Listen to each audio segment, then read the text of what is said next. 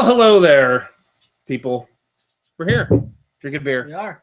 And whatever. After a little vacation. Little vacation, 2-week vacation. We were off because of, really, it was hard for us just to connect. We took off for the Super Bowl, and the following weekend was Valentine's Day. Yeah. And I just started a new job, so it was more like a logistic thing where we couldn't connect. So we'll just blame it on the Super Bowl and Valentine's Day. But We're back. Love Beer Radio. It's on the air with me, Matt's Beers. Joe. NEPA Beer Reviews. NEPA Beer Reviews? Yeah, that's right. NEPA Beer Reviews. And then the NEPA beer blogger herself. Yes. Amanda. What's going on, guys? Not too much. Oh, and Lucy. And Lucy. Of course, we can't forget. Yeah, that's Lucy, the dog. She's got a bum leg going on, so she's a little bit gimpy. So, yeah, such is life. She has the fun. Listen, Lucy, Actually, you sleep all day. I'm not gonna pity you all that much. So she's standing up on 2 legs right now. Yeah, well, you're also hugging her, and I am. yeah, it's trying to steal her.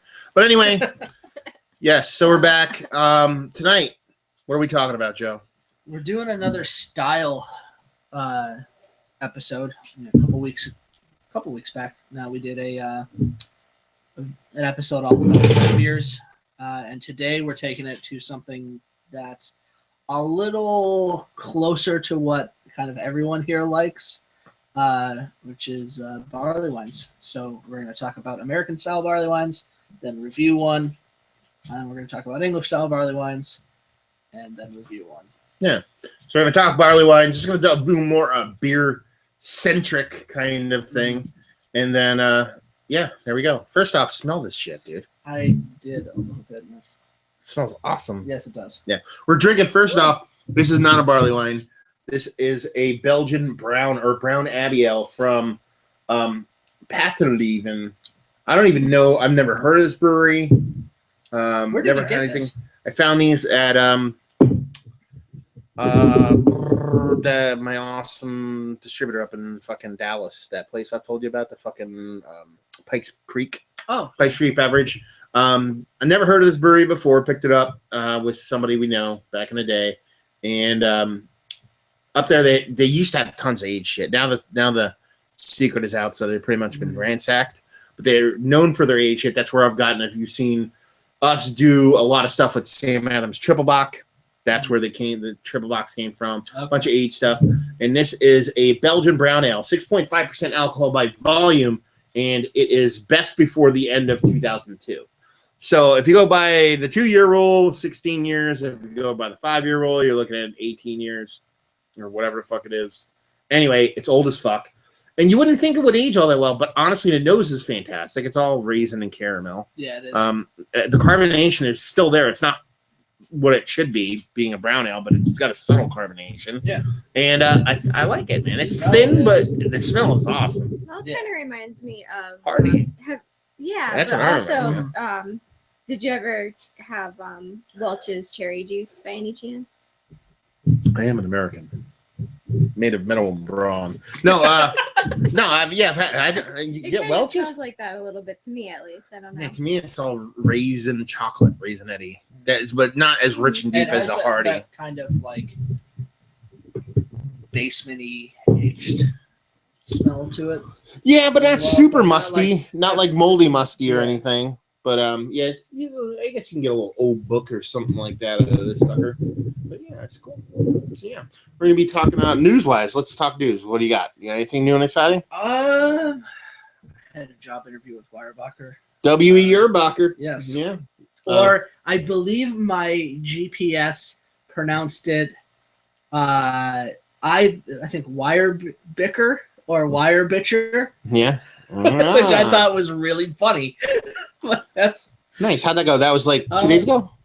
Yesterday. It was yesterday morning. Oh, yeah, that's right. Yesterday. Yeah. Okay. I think it went pretty well.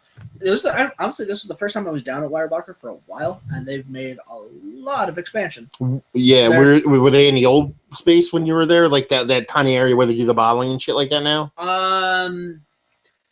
Everything just seemed... I think they had storage. They had more storage space. I think they've expanded into like a building next door for a lot of storage. So everything looked more open instead of like, oh, there's cases ready to go out right here. And then like, oh, there's glass bottles over on this side. Everything was just kind of like just bigger on the inside, and the tap room itself, since breweries can actually sell pints now, they have an actual bar. Like is it still the rectangular cement thing? No, it's like the bar before, when you walked through the taproom door, there was kind of like a register directly in front of you. There was like on some barrels and stuff, and then off to your left was the bar. That register area is gone now, and the bar is like kind of an island. Yeah, that's what I mean. It's like it's like an island, and it's 2 concrete slabs, or maybe just all concrete. And then the bartenders float in between everything. Yeah, it was 9 o'clock in the morning when I went there, so there was nobody there. Yeah, nothing was happening. So yeah, that's the way. I haven't been there. Jesus, I haven't been there probably over a year, maybe 2. But I think that's the way it was laid out last time. Yeah. But back in the day, they didn't have anything. I mean, it was like they would give you samples. I mean, when I used to go, it used to be like if you're looking at the building, the front door where you would go to the brew pub or whatever you want to call it, to the left, that was the original building, and it was probably the size of like a fucking Blockbuster.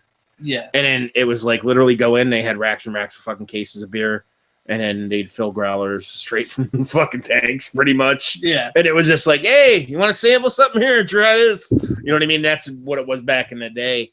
But yeah, no, that's awesome, man. I mean, I hope you get that job for a couple reasons. That'd be really cool. One, it makes sense. It's not too far away from us. I mean, it's far enough away that commute would be kind of a bitch, but at the same time, it's a really good brewery. You'd learn a lot of fucking shit, but it's not too big to where you get lost in the shuffle. Mm-hmm. You know what I mean? They make really good beers. They're getting more creative and inventive with their beers. They kind of stagnated, which oddly enough, we're doing 2 Weyerbacher beers for our reviews tonight. We are. And that wasn't Joe's choice. That was actually my choice. Yeah. I had a bunch of beers. Yeah, he sent me a bunch of them, and I took a picture and I said, let's do the 2 Weyerbachers. And just for my own reasons. But they start to make more creative, inventive beers. And I actually found out an interesting fact about Sunday Morning Stout. Sunday Morning Stout actually came out 2 years ago.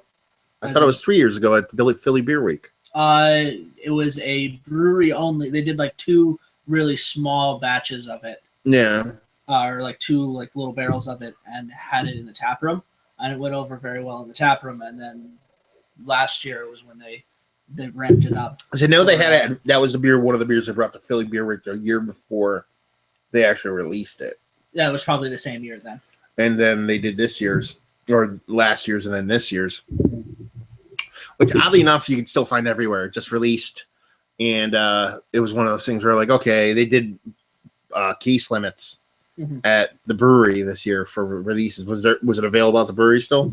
I didn't see it. I wasn't really looking around.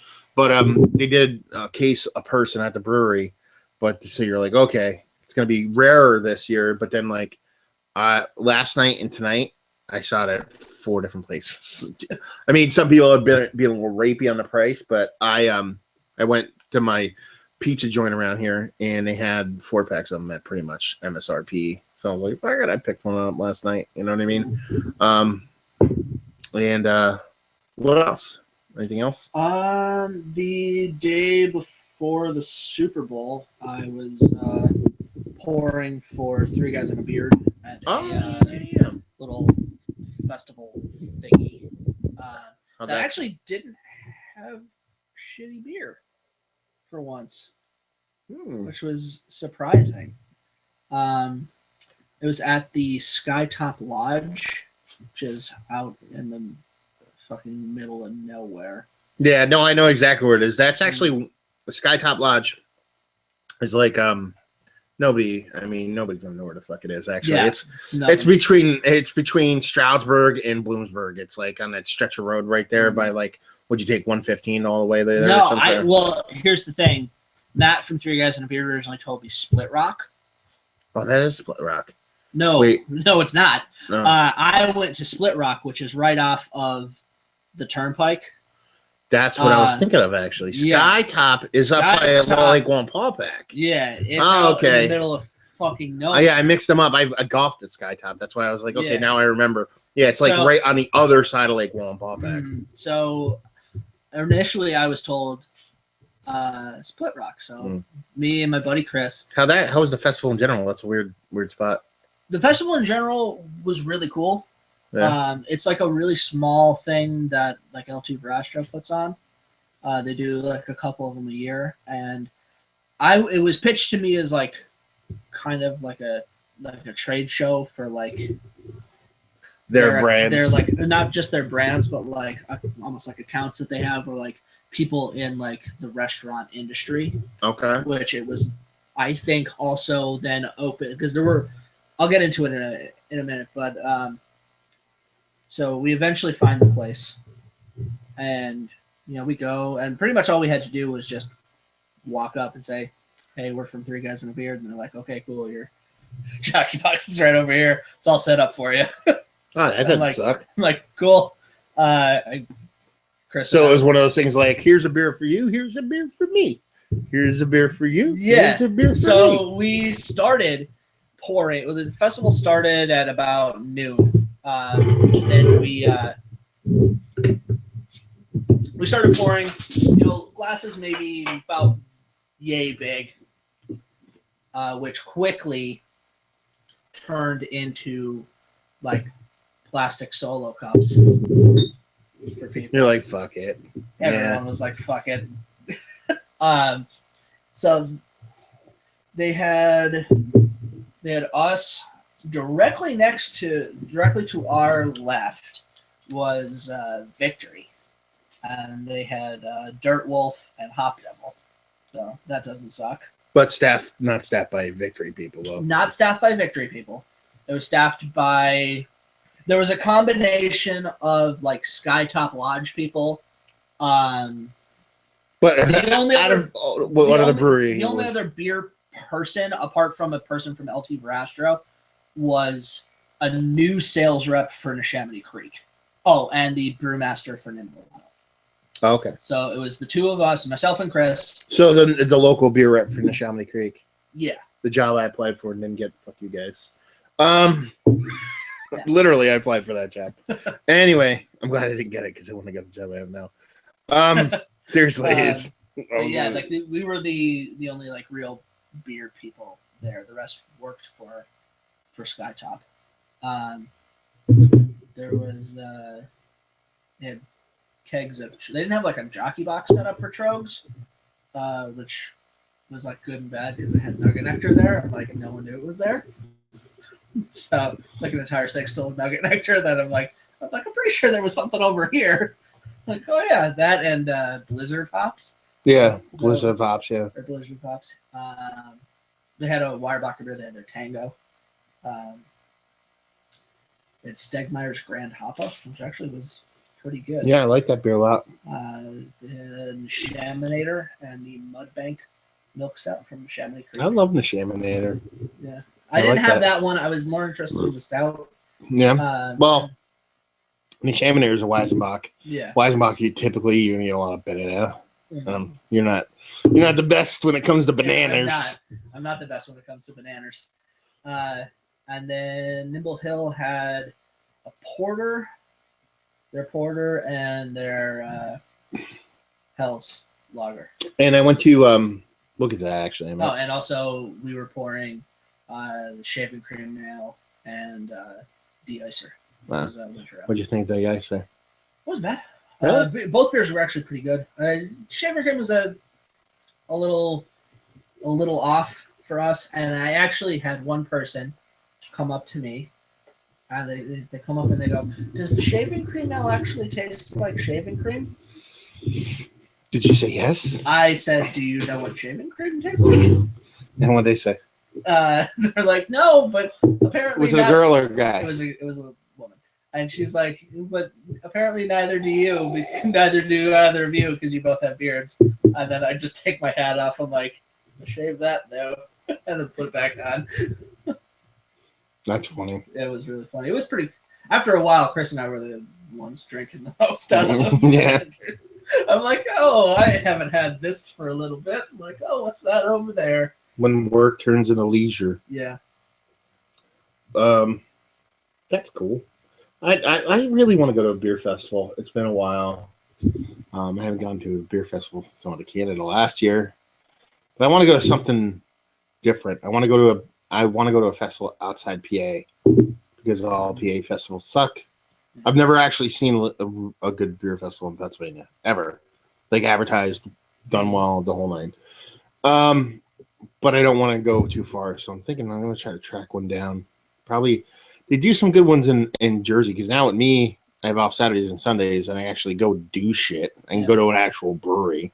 I keep forgetting that I have a new job. I used to work Saturdays, so I was off Sundays and Mondays. Now it's like, wait a minute. I was like, I can go to not three guys in the beer. I can go to fucking Breaker. I can go wherever I want on a Saturday now. I'm like, I can go to fucking breweries. This is fucking crazy. Yeah, I want to go to some festivals and just get some, because I want some one-off shit. Yeah. Just try. Jersey's starting to have good festivals. New York, upstate New York has good ones, so we'll see. But yeah. Just be like George and go. Oh yeah, I'll just be like, George, you want to go? And before I say end the word go, I don't even have to finish what I'm saying. He's like, sure. He's in the car. He's like, yeah. He's already got a hotel room booked. Yeah, really. And that's a great thing, George, if you're watching. I love you, brother. Let's see. Me, no news. New job. Beer. Nothing too crazy beer-wise. We were at the what? The Fermentaria for Valentine's Day the other day. The Fermentaria. I like saying that. It's the planetarium from. I mean, you ever watch South Park? That's how it's the Fermentaria. That's exactly what I hear in my head when I hear that. Didn't see that. That's how I am. Yeah. Oh, that's all I hear in my head. The second they wrote it on. For those that don't know, in fucking South Park, they had a planetarium when they were going to the planetarium, and the guy would just leave out that middle part and be like, planetarium. And then when the first thing that popped in my head when, like, last year when they started announced that they were opening it or whatever, I was like, oh my God. So every time I hear it, that's what I think. Nice. Anyway, how was it? It was nice. It was probably like the epicenter of like beer hipster. So all the servers and bartenders and stuff have like plaid shirts on, some description. Some So ilk. you're not far away. I know I'm not. Well, see, that's the thing though. Like, it's, how do I put it this way? The whole hipster term is very, people throw it around very willy-nilly, and there is a like part of the uniform can be plaid, part of the uniform can be a beard, but how do I put it? I forget what the hell the saying goes, but just because someone's wearing plaid and has a beard doesn't make them a hipster. But more times than not, a hipster is going to have. So it's like it's like the Dave causation doesn't indicate correlation. I think that's the way you term. Did you ever hear that before? Yeah, Did you ever see the Dave Chappelle bit where he's talking about like just because a woman is like dressed in like slutty clothes doesn't mean she actually like just because she is, just because they're dressed a certain way doesn't mean they are a certain way. Yeah. But I think the whole joke he was making is what they were. Though. I think it was a joke about how they actually are. Anyway, no. But the punchline of the joke, that is a horse uniform. Yeah. But in the end, you were only there for growlers, so it's not like you had the whole fermentarium experience. I did see a really neat. I did get a really neat picture of like all their barrels, and they have one of those concrete egg. Yeah. Things. The eggs. The concrete egg. Yeah. Which is, I don't know. I really need to next year's batch or a newer batch I had the egg. The concrete egg is basically it's an aging device or a fermentation device, I guess you would say. In the gist of it is there's no sharp corners and it's pores, so it accelerates fermentation and it keeps constant temperature. And there's definitely no light getting in there. Yeah. And it's mostly used for wine, but they started using it for beer. The first people I heard using it was Hair of the Dog. Yeah, and that's the first. This is the only other place I've heard have the egg having it apart from Hair of the Dog. Yeah, and that was I wouldn't know they had it unless I saw it there. Yeah, Yeah, I'm looking around, I'm like, oh, This look at that. the concrete egg. Yeah.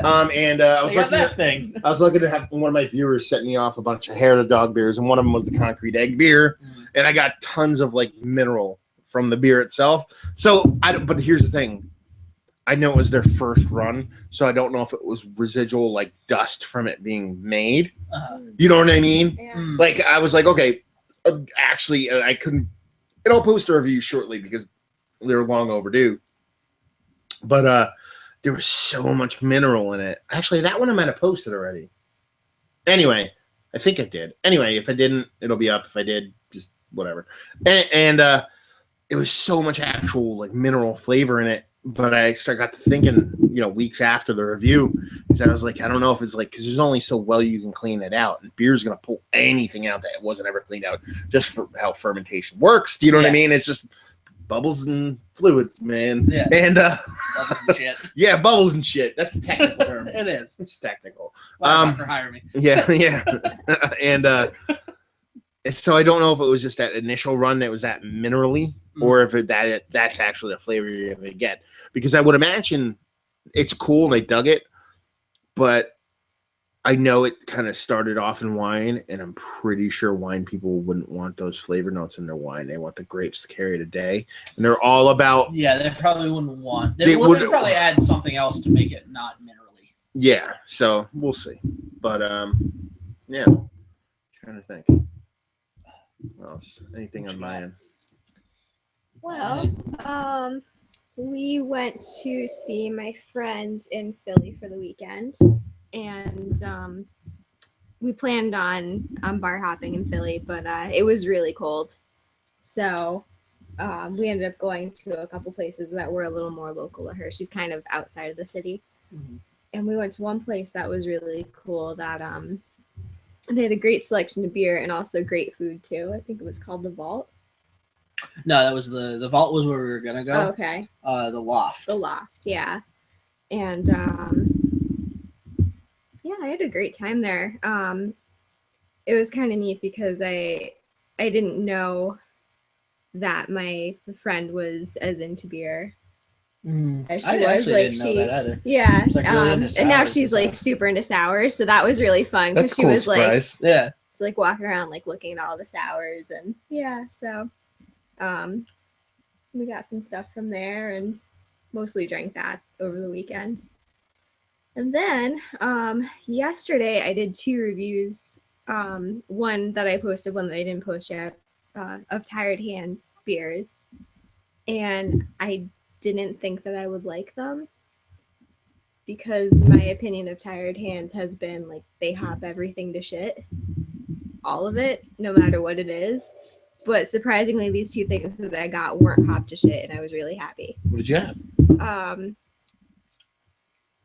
Stoner Witch Stoner Witch and was Honey, I Love You. Yeah. And honey was just straight up honey. It was a tart saison. Okay. Yeah. And both were really good, and I was surprised because the first time that we went there, everything I tried, even if it wasn't a style that I thought would be hoppy, was hoppy. Yeah. So for me, like I don't mind hoppy things, and like I could respect a good beer that's hoppy, but I don't go out of my way to find hoppy beers. Fair enough. So I'm like, oh, like here's a stout. Oh crap. Nice. But yeah, I changed my opinion on them. Good. I still think they're a really good brewery. Anyway, for me, nothing new. Job. Went to a tap takeover at the local bar here. Had a couple good beers. How was that? It was good. I mean, I went there. It was actually annoying. I'm not gonna lie. Yeah. Because it's a tap takeover. They had really good beers there. They had like Abraxas and fucking all your hipster shit. Let's see, I have it up here. Wait, Hop Slam, Almanac Truthful Statement, which is a sour stout, but it's not super sour. It's just wild. It's fucking awesome. 2012 Brooklyn Ale, Ballast Point, a couple Ballast Point jams. Hey, Hardywood Parks Milkman, which is fun. It's like a chai stout. Firkin, a Sierra Nevada Bigfoot.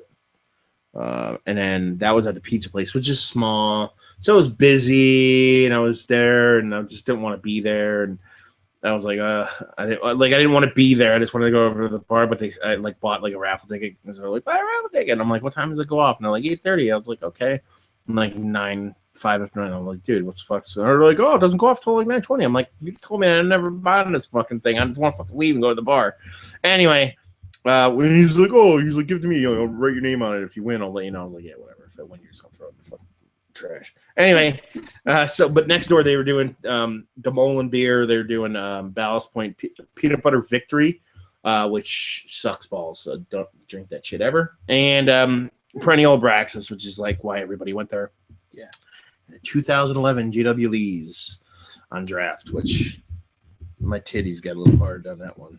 That was good. But so I went over there and I had 2 beers at the pizza joint, and then went to the other place and like ordered like 4 ounces of 3 beers and just sipped them and left. You know what I mean? So it was a good deal. They still have Philly Taco from fucking the Tired Hands collab. Hand?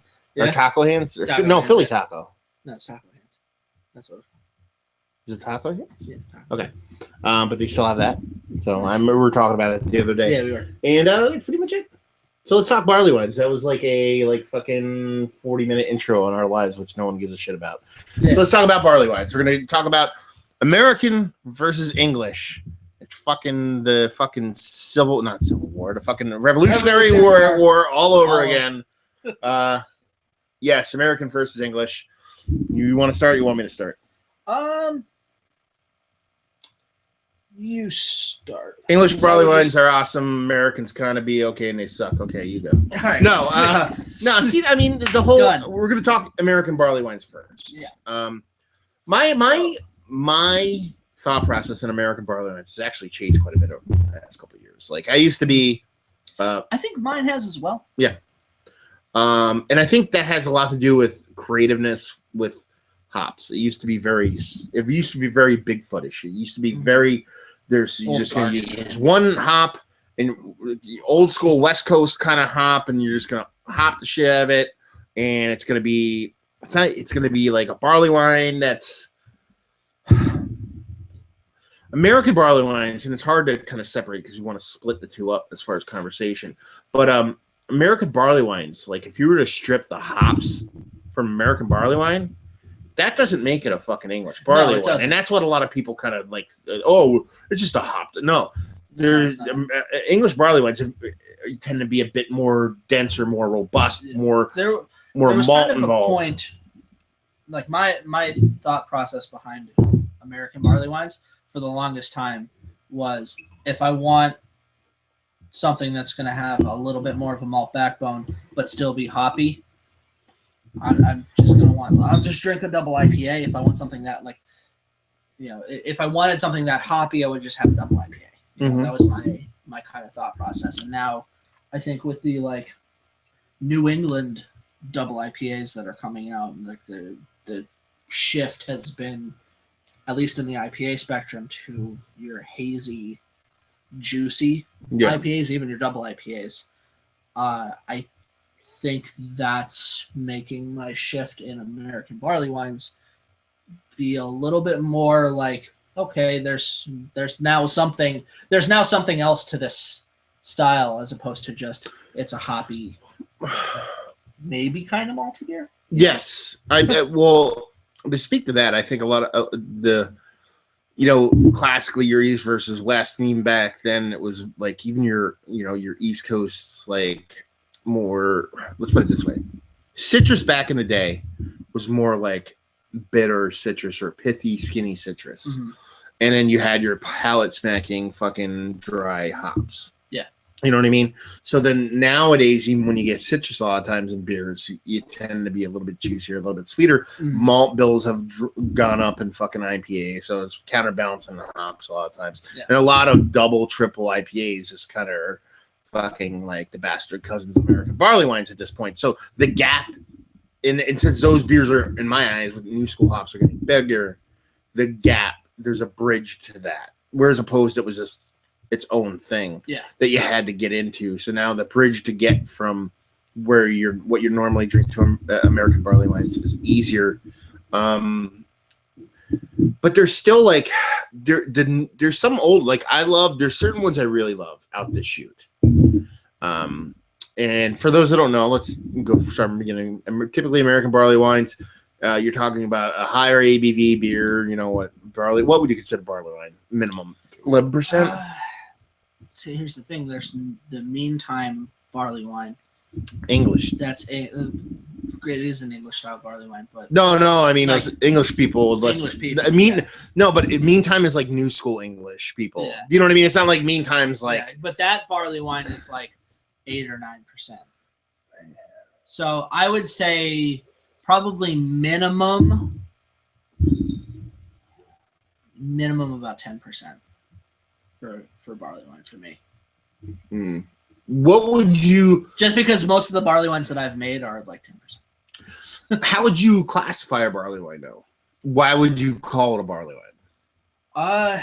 Well, and this is probably more for an English beer or for an English style, but higher malt, like a higher malt presence as opposed to a balance. You know. Yeah, I understand that, but like a higher malt presence could also. I think you're gonna pull, not to go BJCP. I think you're gonna have he's like going Bishpa. I've never heard it. It sounds like an Indian thing now. I think you're gonna have. I don't know how I want to word this.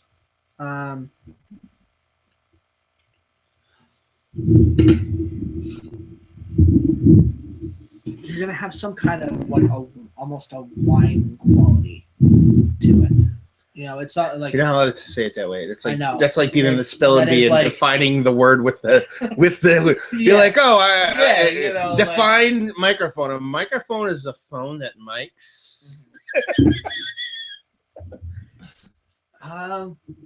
Let me think. Let me. But here's to get back. Let's go back to American barley wines in general. Yeah. Like it's hard. Like I said, trying to separate the two in conversation from English because you almost want to bounce each other off each other. Yeah. Like I said, American barley wines are just not English barley wine with hops. They tend to be, for me, thinner in body. Thinner in body. They tend to be. Even the malts you're going to use from are going to be usually markedly different malts than you use from the English barley wine. You're going to go probably, I would say, a little more. I don't know what's the word I'm looking for. A higher kiln fucking malt, maybe, or you're going to go like not lighter malt, but straight caramel or honey malt like as opposed to. I think like almost more of like a lower kilned caramel malt. As opposed to a higher, like I wouldn't put Special B in an American barley wine. No, which is what I used for my English style barley wine. No. So I think the flavors that you pull from that particular malt would suit English, and that's more of like a raisiny kind of like a raisiny fruitiness. Yeah. Which suits an English more than it suits an American style. Yes. So, just to kind of cap off just the base generic definition of American barley wine, usually are a bit more hop forward, usually a bit lighter malt. Now, yeast, that usually comes into play too. Mm-hmm. I think that might be the biggest thing when it comes to like differentiating the two besides the hop profile. Mm-hmm. There's a lot of old style English yeast versus just new school. Like, I think a lot of American barley wines are just generic American yeast. Probably. And they're probably not used to drive the beer in any other fashion other than to produce alcohol. Yeah. Do you know what I mean? Whereas English barley wines, probably you're garnering a little bit of flavor from the yeast, a little bit more floral kind of earth. Especially as it ages like that. Yeah. The yeast is going to plays more of a part in the process for an English style barley wine because you want and are encouraged to age that, and I think an American, because of the higher hop presence, it kind of gets classified in the same rules almost as an IPA, where it's don't age this, drink it fresh so you get the hop presence. Okay. But now let's jump into American barley wines and styles. What we're going to go over is kind of like styles that we're into. I think that was one of them. Like good examples good examples. I mean, when I think of American barley wine, the first thing that pops in my head is Bigfoot. That to me is like on the Mount Rushmore of American barley wines. I'm trying to think of what. Honestly, I'm having a hard time thinking of what else. Like this old gnarly wine. Gnarly wine. I think gnarly wine is probably of what I've had recently. One of my favorite. My favorite. Yeah. Old Guardian is probably up there as well. But yes, but I hate it, so that's why I didn't pop in my head. Yeah. Stone tends to overhop all their beers, regardless of style. They'll make like a Belgian quad and they'll be hop forward. Yeah, so like when they say it's a hoppy American barley wine, you're like, okay, what the fuck's going on here? You're going like ape shit on this stuff. Yeah. Old Guardian, like the odd year of Old Guardian last year was extra hoppy. Like, so it's trying to think. I'm gonna look this. Because I didn't do any research before, and I'm gonna look it up. American barley wine. You talk for a sec. Was actually the first. Sure. What's up? No, that's Amanda's. That's okay. What beer? Bigfoot was actually the first beer that I reviewed for the website, and I gave it a bad score because I really didn't like it. But I think that was more personal preference than anything, and I was kind of like thinking of the reviewing too. So maybe I don't know if I tried it now if I would like it better, but so like based on that, at the time I didn't really know there was a difference between English and American. So based on that, I'm like, I don't like barley wines now. And then like you gave me Thomas Hardy, and I'm just like, oh, I like this. It's like Raisinets. And I don't even with like, well, after that I was like, oh, okay, so I like English style barley wines, but I don't like American ones. And I had Stoner Witch this week, and I'm like, okay, then maybe I don't know what to do now. The whole world's upside down now. But I think that's what I've noticed is that sometimes if you have me try something without me knowing what it is, like maybe like sometimes there will be something that I don't think is a barley wine at first, and then I'm surprised when I find out that it is. So I think that there's a lot of, I don't know, I could be wrong. I feel like there's a lot of variety. And what you could get. Yeah, there's a lot of variety. I mean, you know a lot more about the Blue Point, the old Helling. That's one I forgot about. Yeah. Cockeyed Cooper. Cockeyed Cooper. Well, here that's barrel aged. I said barrel and non-barrel. But here's the thing: like I'm looking up a list from a website that advocates about beer, and they like to look at their like rankings. It pretty much just defaults to like the most reviewed ones. These are most popular. There's a lot of these in here which blur the lines between English and American. There's still American. Like first up, old school barley wine from Dogfish Head. I would not classify that as an American barley wine in any form or fashion. I would classify it as an old ale. Yeah, a bizarro old ale, like an American old. And then like Avery's Hog Heaven. That's one that I think it actually gets American barley wine on the nose. I don't think I've actually had that one. Yeah, it's new. I mean, it's not new. It's not but new. It's been around for a while, but it's one of the newer ones that is like, to me, is like, okay. But then here's one that I think is kind of blurring the lines, like Trogue's Flying Mouflon, not the barrel aged one, but the base one. That had a lot of hop presence going in it, and it was great age, but the base is more English barley wine base. The base is definitely more English. It's if you same it's thing like with if Nugget Nectar Cooper. like Flying Mouflon fresh is kind of like if Nugget Nectar had sex with an English style barley wine. And like not as fruity. Not as fruity, yeah. And it gets less fruity. But like, then you have like they have listed on here. Well, they don't. Like it's classified like barrel aged Flying Mouflon, I would say is English. Well, it's 3 years old in a barrel. I mean, yeah, and that goes to show we'll talk about aging and shit. But like the Eldorado from Fire Some Walker is not American barley wine. Like there's some listed on here, and I'm like, whatever. I'm trying to find other ones that really kind of like, okay, define the style for me. 6 Point Lower to Boom. That's definitely an American barley wine. You ever have that one? That's more actually. That's probably more like triple IPA than American barley wine. Yeah. To be perfectly honest with you, but it's like the style itself. I used to give it. How do I phrase this? I used to talk about. When I would do my reviews, a lot of people would be like, I would review an American barley wine, and I would be like, man, this needs some time. Okay. And then people would say, why don't you just fucking drink English barley wines then? And to me, that's the problem I always had with American Barleywines. I think there was an imbalance between the hops and the beer itself. So a lot of people be like, "Oh, you just want the hops to die down." I'm like, no. I'm like, if they had some kind of cool balance, like 120 is crazy hop, I think it's delicious. There's a balance there. You know what I mean? Even though the hops are over the top, and I like an aged 120, but there needs to be a balance with the beer itself, and a lot of times they tend to be a bit over the top, and I just wanted to be a bit more rounded, so that's why I want some age on it. Now, and that's the thing, like in American Barleywines, I do age them quite a bit, but I either age them for months to a year, or skip a bunch of years and then wait 5 to 10 years down the line. Like there's a happy period. I want it to either round out a little bit, or I want it to be old as fuck. You know what I mean? Yeah, I think breweries are almost like starting to get better at them, and they're starting to realize that they're not just an English barley wine.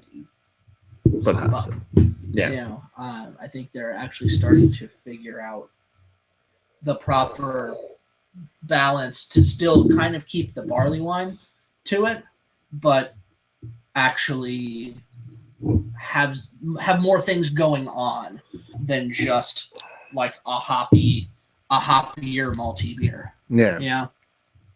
But in general, let's put it this way. There are some really fantastic fucking English barley wines. And like you said, old school, like an old gnarly wine is one of them. Yeah. You know what I mean? And brown sugar was even a semi like American. I wouldn't classify that as a barley wine. No. I wouldn't classify it, but it did have like the gnarly wine kind of feel to it. I love brown sugar, but yeah, I would still put it more in like an American Strong Ale IPA kind of fucking vibe. Yeah. But I used to, I mean, you know, for years I make fun of fucking Bigfoot. I'd be like, yeah, usually like about 70 to 80 years of my Bigfoots. You know what I mean? That all changed in 2014 though, because I didn't drink them for a while. Then I skipped it. And the funny thing is, every time I pick up some Bigfoot, I drink one and I wait and let them age. But for some reason, I just didn't drink a 14 for a while. And then once I drank one, I really liked it, almost fresh. Yeah. So I think breweries, I mean, they change batches from year to year, but I think even breweries are like tweaking and making their beers a little bit different to kind of just make them more, I don't know, palatable or what they should be. But in a grand scheme of things, and this is personal taste and personal preference, like there's some great American barley wines that I dig, especially, you know, and I don't keep trying to not say aged ones because it kind of skews shit for a bit, but they're not going to trump English for me. Like English is just where it's at. You know what I mean? Yeah, so I would probably. Yeah. Like there's the same way. like I bought a My Beer Cellar. Most people don't even want to say that fucking website's name because a lot of people get ripped off on there. But if you really do your due diligence and care about beers other than the famous ones, you can find good ones. And last year, this dude from Philly, I ended up ordering I think it was like 12 bottle bomber male, but there was 12 bombers. Almost all of them are English barley wines. They were aged about 5 years, give or take, in each bottle. But it ended up coming out to be like $11-12 a bomber, which is not. There was like $170 for like, or $160 for 12 or 14 beers or something like that. So it was actually like decently priced. Yeah. And like the 5-year mark on almost all those beers were absolutely perfect. And the thing is, like a lot of people be like, okay, you're going to age an American barley wine for that long. Be like, okay, the hops are going to be totally gone. No, they're fucking not. Like hops will die down, but hops usually don't go away forever. They'll reduce into some kind of like spicy earthiness is what I like to call. I like to call Ghost of Hops Past, but like it could become something like the way that I kind of think of like an older IPA is it almost becomes like syrupy to me. Yeah. And that's how, I don't know if it's just if it's the brewery itself or that's just what happens, but that was when I was doing video reviews. I'm like, well, this IPA is old. And I can tell it is because it tastes like syrup. Yeah. Yeah. Yeah. And the funny part is that like I said, like the hops don't go away. I have to post this review. I haven't posted it yet. I don't believe. Is that a local bar close to me, Backyard Ale House? One of the owners I do the radio show on Sundays with, and he found a case of 5-year-old. It's not a barley wine technically. I think it is. It should have been classified this way out the chute, but it was McKellar's 1000 IBU. Okay. And he found a case of 5-year-old, and he's like, you want? He's like, you want one? I was like, fuck yeah, I want one. You know what I mean? And a lot of people, like, I posted a picture of when I drank it, and a couple people were like, oh my god, be like, I wonder what it tastes like because there's gonna be no hops, and I'm like, no, there's gonna be hops. You know what I mean? And then I fucking drank it. I was like, there's totally fucking hops still left in here. It's not traditionally what you're gonna think of when it comes to hops. Like, it's not gonna be this huge piney, palate smacking, crazy whatever, but that you could totally tell there's hops left. But now it's like total raisinette-y fucking awesomeness combined with that weird earthiness. Do you know what I mean? Yeah. That makes it fucking awesome. So it's not like time is gonna make it an English barley wine either. I'm sure if you took an American barley wine and aged it for 20 years, it might turn into an English that point. I think it'll skirt. Yeah, but it's not like it's not gonna go. Yeah, so that's like a lot of times when I like talked about earlier when people are like, "Oh, you just want an English barley wine waiting a year or two," and that's not the case. I want shit to round out. Now, I do have to add one thing, which is the most bizarre. I wish I would have saved it when you were here. It's the night it snowed. I drank it that night and I reviewed it. Yeah. Is the Cane fucking American barley wine, and I was like, "Fuck it!" I'm like, "It's snowing." I'm drinking, and I'm like, gonna review it, and it was their fucking Vengeful Heart. There's an American barley wine, but it was like, that is the shit I want to see come out of fucking breweries. Like, it was an English fucking barley wine, straight up. It tasted like an aged English barley wine already. The malt base was so toffee and caramel and rich. You're like, okay, this tastes like something that's about 3 to 4 years old already. Yeah. But it was hopped with the most tropical, juicy hops you could possibly imagine. So it was such a fucking shock to the system. It was like, you know what I mean? It was like honey on a lemon, but in a really fucking cool way. And I've never experienced a beer like that before, because I don't think, who the fuck's gonna do that? Like, let tropical hop out a fucking barley wine. Be like, who takes fucking orange marmalade and puts fucking caramel on it? You know what I mean? Like, it just doesn't make sense in the brain, but it made sense in my mouth, and it was so fucking cool. That's the kind of shit I want to see coming out of breweries, an American barley wine style. Yeah, that shit, because that shit was bonkers good. I need to get another one. You need to experience it because it's so bizarre. It was so fucking bizarre. It wasn't even funny. So yeah. That beer was weird and awesome. So that was, to me, like, I didn't even call it, like, when I reviewed it. You said New England barley wine, because I had to. I'm like, it's not an American barley wine. It's not. It's not. It needs to be more defined than that. So I called it a New England barley wine because that's what it fucking is. You know what I mean? Because it deserved its own moniker at that point. So. Yeah. So yeah. Do you want to review an American barley wine? Yes. Okay. So. Here we go. This is how old? Only a year and a half, maybe? Yeah, a year and a half at least. So we're going to be reviewing an American barley wine. What's up? Please, please. Well, I'm grabbing glasses first. Oh, so we have to do okay. glasses. So we're fancy. Not that fancy. I just don't want to hear it from fucking people on the internet going, "Yeah, I want your fucking glass out." So that way. Like, you care? I do care a little bit, actually. I do. Yeah. I do. Well, I don't care. At least for a review, if we're just sitting, that's what I'm saying. A if we're review. sitting here just drinking, because we're going to be talking about this. What we're going to be reviewing, American barley wine wise, is a Weyerbacher beer. We're going to be doing 2 of them. The first one is an American barley wine. It's their Cassiopeia. Never had this. Same here. This is just part of their Constellation series. Yeah. I looked it up when you sent me the picture. 2014, I think it came out in. Mm-hmm. So we are doing a bit. Oh, it has it on the side here. October 2014. So a little over 2 years, not 3 years. Or no, even less. Year and a half. Yeah. Year and a half. Not quite 2 years. Yeah. And I'm really excited to give this a whirl. I've been eyeing this one in your cellar for a bit, and I was like, I don't want to drink that motherfucking shit. Because you don't see a lot of the Constellation series. They limited run shit. It's like their scratch series almost. My buddy went down to the brewery and picked this up for me. And it's an American Barleywine. So let's review this sucker. Let's see what we got. I gotta use the right end. Ooh, that was pretty fucking active little hiss going on there. Yeah. Pour this out, see what we got going on here.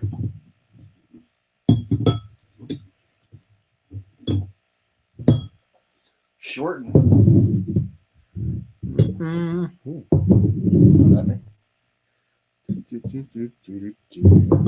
There you go. Thank you. Let's see. First off, Pretty dark. Darker than I was expecting it to be.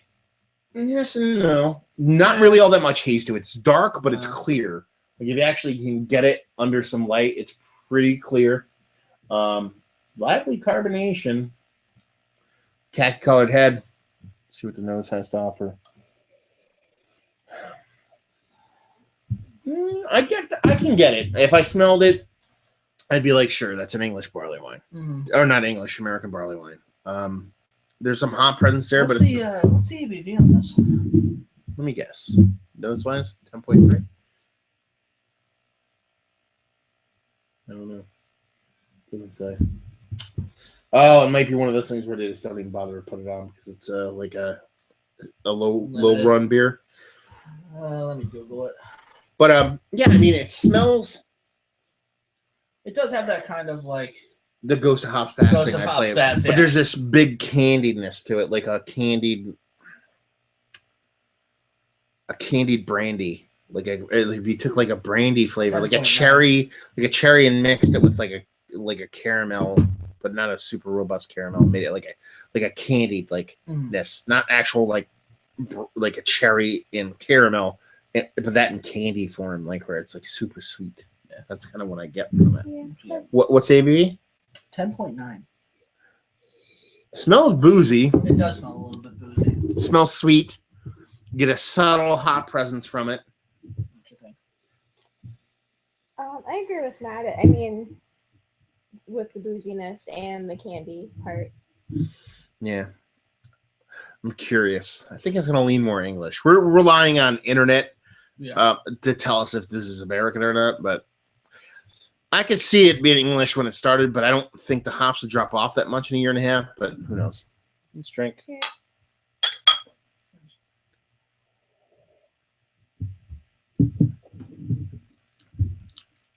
Well, here's the deal. I think this was classified as a barley wine, and it's not even a barley wine. Yeah. I don't think this when it first started. I'm getting hops now. It's super earthy, like almost like dirt, like kind of hop from it. I don't know if that's from that bit of yeast too, and I don't think it's oxidation. I think it's hops. No, I think it's like a very, very, the earthiness is pretty mild to me. It's like an ESB hop. Yeah. Do you know what I mean? It is. Almost like an imperial ESB. That's the vibe I'm getting off of it now. It's like over the top English hops. Like it's very like I imagine when this is fresh, this is super earthy floral fucking hop. Not citrus, not pine, not nothing like old school English hop, but just a ton of it in like ESB style. That's what I guess it would be starting off. a lot of like Fuggles or some shit. Yeah. Yeah. Or what's the other what are the big English ones? Like Liberty or Target. Yeah.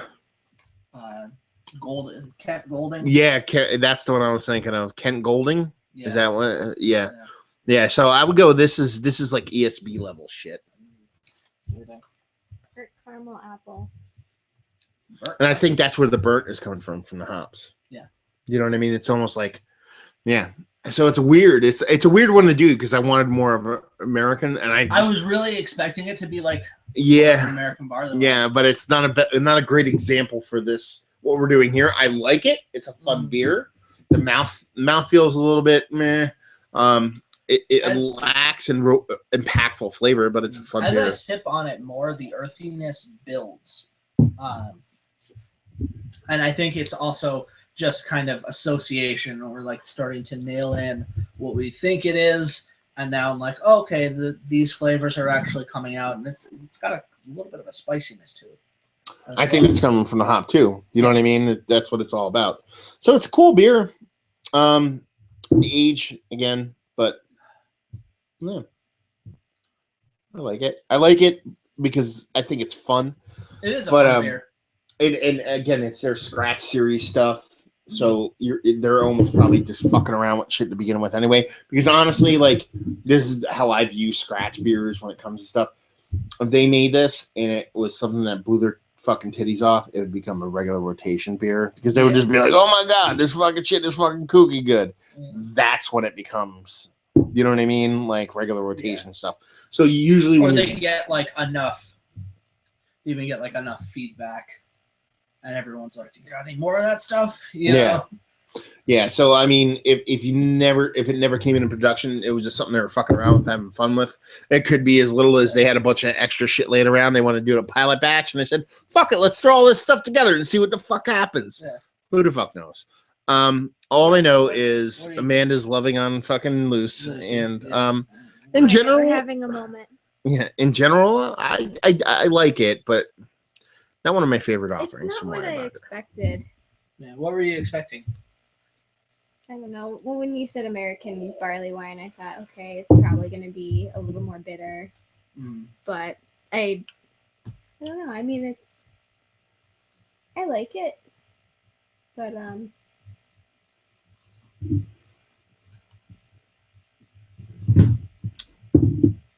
honestly, I don't know if I really knew what to expect. Yeah. Should have brought the Bigfoot. Yeah, probably. I actually had 14 Bigfoot too. I didn't pull that one. Oh, yeah? Yeah. What was the one you had? 13 or 4? 12. 12? I would like to try Bigfoot again just to see. At the time, I mean, and I really didn't really get into beer that much until you did, and that was when I first started doing reviews, like I said. So to me, it was just like a mouthful of tree sap, and I'm like, what the hell is this? Like, like what am I drinking? So yeah, I mean, just but to break I it. don't know if have a different opinion. To break it down, how I usually break shit down, is one of the better American barley wines I've ever had. No, it's fun, but it just misses the mark. Would I buy it again? I actually probably would. Yeah, I would buy this again as well. Especially just to see where it goes from here. That's kind of what I would want it for. But you see these somewhere, you're fucking good luck. Value and availability, you probably don't remember. I don't remember what it costs. In availability, you had to go to the brewery. My buddy went to the brewery and just asked me if I wanted anything. And if you like what we like this, if you like English old ales, but you like them aged, but you also have a sweet tooth for fucking ESBs, and you wish both would have a baby together. If you kind of like, it's almost like Imperial ESB. Yeah. Can I see the bottle? And that's the vibe I'm getting from it. Like, whatchamacallit makes one. Heavy Seas makes an Imperial ESB aged in wine barrels. It's called not Calm Before the Storm. That's fucking whatchamacallit. It's something Storm, I believe, and it's an Imperial ESB aged in, I believe, wine barrels. Pinot, that could be Pinot barrels. I could be wrong, but it's aged in a barrel. And George picked one up, and I was like, Imperial ESB. I was like, yep, there's a fucking Imperial ESB, but it was like way bigger than this beer. It wasn't aged, but it was way more impactful. Yeah. But you could totally tell it was an Imperial ESB. It just had that vibe about it. Yeah, so. This kind of feels like it's got like an almost an all over the place kind of vibe, and you almost have to classify it yourself before you start really like honing in on certain flavors. Well, that's the thing too. We threw a lot of stuff out there, and I'm like, okay, cool. You know what? Now I'm getting the earthiness. In a weird way, do you know what it kind of reminds me of? Ephemerae by Unibrew. No. Just a little bit. It's like I don't get any apple from it though. breathing apple. I don't know. Maybe I'm a mutant or something. No. Well, you're definitely a mutant, but I don't think that has anything to do I mean, with this. we're all gonna get Yeah. something Different. So don't Yeah. think you're wrong. She could just be more sensitive to shit because if it's just like, Of the three of us, you would be the more like you would be more sensitive to different flavors. You would pick up on things quicker than we would. I mean, it's a high ABV beer, so if they kind of miss the mark slightly, they be getting like a negative apple from it that I'm just not See, it's picking not up. just the apple though. There was something. Like I said, I got burnt caramel apple from this, but with ephemera, there was some other quality to it that I'm also tasting in this. That could be maybe a yeast I think it characteristic. was a yeast characteristic. This is It was kind of like the yeast and the apple combined. not bottle condition, but yeah, it could be a yeasty quality. So there you go. That was a review of a pseudo American barley wine. Yeah, Of a what was billed as an American barley wine. it's totally not an American barley wine. No. Yeah. Still a really good beer though. Yeah. Really fun. So moving on, English barley wines. Yes. I love them. That's my. Don't we There all? you go. We're done, and that's the show. We'll see you next week, though. Check us out on And Listen. our one viewer just left. Ooh, sneezing. Ooh. Bless you. Oh, thank you. Thank you, Jesus. Listen, like if we're gonna break down flavors in general about beer that really turn me the fuck on, it's said it in Cocaine. here. Well, I love cocaine. But it's, Don't we all? I've said it here. I've said it Blood. multiple times. Like probably my favorite flavor profile is Raisinets, and that's pretty much if you're gonna have any beer evolve into that. Because typically, Well, sure, you're an old man, so obviously you love Raisinets. everybody fucking loves Raisinets. That's not an You old know what? person You know thing. what? No, Prunes. do I didn't say prunes. Although I I like am prunes. actually, and I fucking- am an old in person when beer. it comes to candy. Yeah. I You like do Raisinets, peanut chews, licorice. I like I all think that you're stuff. confusing. That's a word. I think you're confusing old people candy with fucking movie theater candy at this point. Probably. It sounds like you just named all the They don't candy you get have at boxes licorice at a movie theater. What? They don't have licorice at the movie theater, do They they? totally have fucking licorice They're- at movie I'm pretty theaters. sure there's Twizzlers there. Yeah. Okay, Twizzlers are different. There's licorice Twizzlers. Who buys those? No one does. People at They're movie gross. theaters, old people. Old people do. But that's probably one of Root probably beer my most coveted. candies. The what? Root beer candies. beer. I Oh, like they're those. great. Ones that cut the roof of your mouth and shit like that. Yeah. Yeah. Just glass Like shards. little shards of glass. Raisinets are my favorite flavor profile. Old ales, barley wines. That's predominantly where you're gonna get them from. Aged too, so it's like you're not gonna mimic that raisinette flavor unless it's aged. So that's typically my favorite part. So when it comes to English barley wines, they just win. I mean, if I'm gonna sit here, if I'm gonna rank my favorite styles of beer, would English barley wine be one? Old ale would be one. Old ale would be one, I think. This is a hard question I just asked myself. I don't know. But it would be up there. It'd be in the top 5. English barley wine and old ale, which can kind of fucking split hairs at sometimes. It'd probably be in the top 3, actually. So, I mean, in American barley wine would be outside the top 10. Let's put it that way. So, when it comes to the styles that would, like, I personally covet, I mean, now as far as what they're how they are, I mean, you're talking English barley wines, toffee, caramel, nougatiness, brown sugar, fucking caramelized brown sugars, fucking what else? Earthy hop sometimes. English hops that we're talking Some about. earthy hop. I kind of go in mine. I use like that specialty malt, which, like I said, gives kind of like a fruity, like a mix of like fruity and nutty characters. So you get like your raisins, not like plummy, not plums like in a Belgian quad or a double. But yeah, just like I've also used I've used American yeast for an English style barley wine just because I was comfortable with this particular yeast strain. So you kind of get like a fruity, yeasty characters as well, like the estery. Yeah, that's the difference between plum. Like sometimes you can get your plumminess from like a combination of like age and malt. Sometimes you can get like a fruitiness from like the yeast you use. So it depends on what you're gonna use.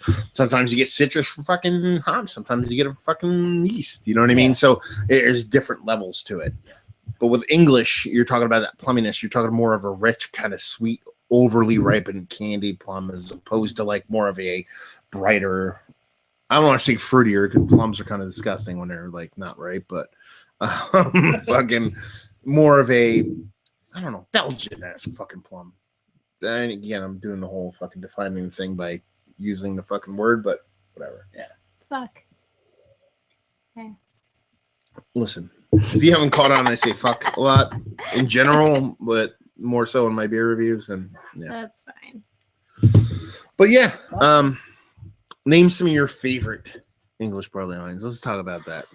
Some of my favorite English wines. The ones that I've made now. Woo! I can't do that. I did enjoy Amanda, yours. sit back a little bit. Why? I'm making room for Josette. Nice.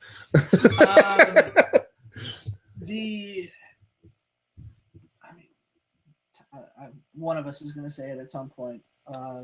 Thomas Hardy. It's an old ale. It's not a barley wine. All right, cool. It's it's split hairs. Yeah, it's split hairs. So, I mean, we're going to review it, but Insanity. I like Blithering Idiot and Insanity a little bit more because of the mouthfeel in the barrel.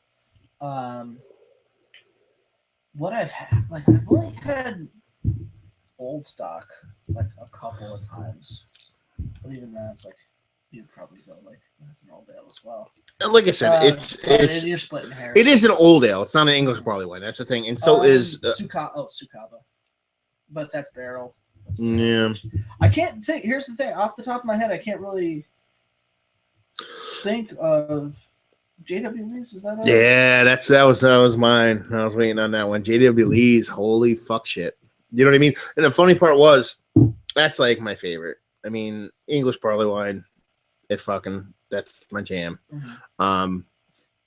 And when I went to that tap takeover the other day, everybody's like I saw probably about like 12 people I know there, like in random passing. Uh-huh. And they're like, oh, fucking Abraxas, baby. And I'm like, I'm here for the fucking JW Lees, dude. I'm like, what do you mean? And it's like, and the person's like, fucking Abraxas. I'm like, I'm here for the fucking JW Lees, dude. And they're like, what do you mean you're here for the JW? I'm like, because you're fucking retarded. Your palate's stupid. Yeah. And your fucking mom dresses you funny. You know what I mean? But it's like, it's fucking, no, like, I love Abraxas, but it's JW Lees just does it for me. And I've never had it on draft in my life. So when I went there, I was like, oh my God, I'm going to fucking drink it on draft. And it was. Gonna die. Yeah. Like that statue over there. Yeah. Yeah. And it's a crying Buddha. Thank you very much. Very peaceful. Anyway, yeah. No, JW Lee's is the jam. I'm totally cheating. I'm gonna look shit up while I'm doing this. That's fine. For English barley. See, a lot of this stuff, and again, I'm using the Advocators of Beer. See, a lot of this is barrel aged stuff, like Bourbon County, Sukaba. There's a lot of barrel aged stuff. Sanity is on here, which would probably be, I mean, still barrel aged, but the barrel's so light on it. Let's see. I'm trying to see if there's JW Lee's. Obviously, that's probably the first one. It's not barrel aged on here.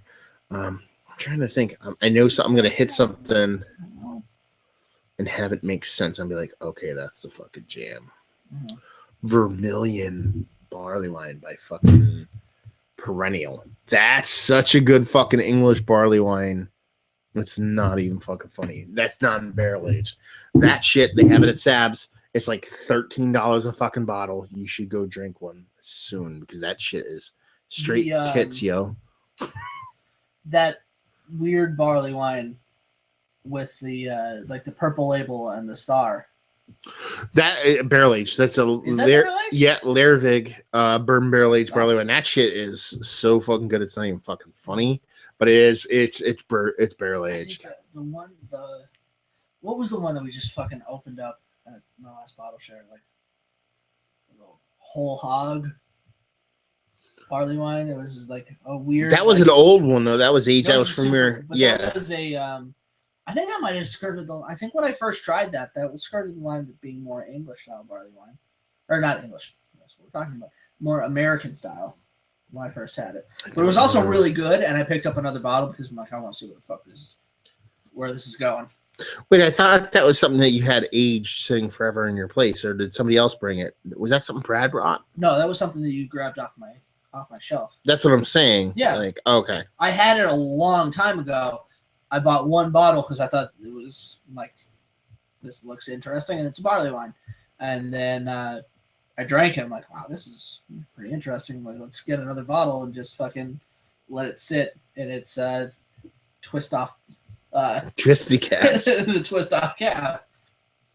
I'm trying to think. I know it's so funny because I'm like sitting here like missing a bunch of beers that I'm just for some reason I'm like not thinking of. Let's see what Amanda likes. Dog's Bollocks from fucking Russian Duck. That's a good fucking beer. There's some oak barrels involved, but it's a blend, kind of like when like Boulevard does their like blending on the rye and rye shit like that. That beer is fucking delicious. What do you like about English barley wines? I think what Matt is saying about the raisinette type of quality, I really like that. I don't know. There's just something about it that keeps me interested in it. That keeps me drinking it, and